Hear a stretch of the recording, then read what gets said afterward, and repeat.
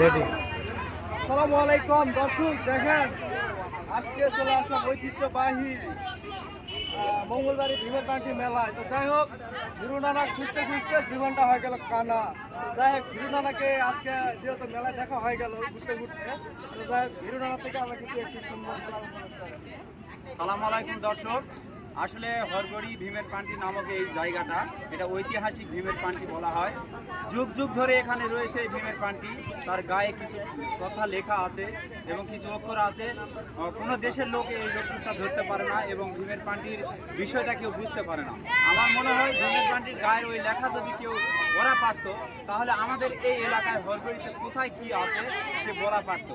তো সেই সুবাদে এই বছরে আমাদের এই হরগড়িতে দুইটা মেলা হয়। এই মেলায় আজকে আসছি আমরা, যে মাঘী পূর্ণিমা উপলক্ষে যে মেলাটা হয়, আজকে মাঘী পূর্ণিমা। তো এই পূর্ণিমাতে এসে দেখি আমার বড় বোন খুব সুন্দর একটা খেলার ঘর আয়োজন করেছে। খুবই সুন্দর লাগছে। আমার জীবনের প্রথম একটা খেলাঘরটি আমার চোখে পড়লো। অনেক আনন্দ করতেছে এবং হাজার হাজার দর্শক এখানে দাঁড়িয়ে থাকে দেখতেছে, খুবই ভালো লাগতেছে। অবশ্যই আপনারা দোয়া করবেন আমার এই বড় আয়োজনের জন্য এবং হরগড়ি বিল বিশ্বের কাছে এবং দেশের কাছে এবং সারা পৃথিবীতে হরগড়ি বিলের কথা উত্থাপন হবে। ধন্যবাদ সকলকে।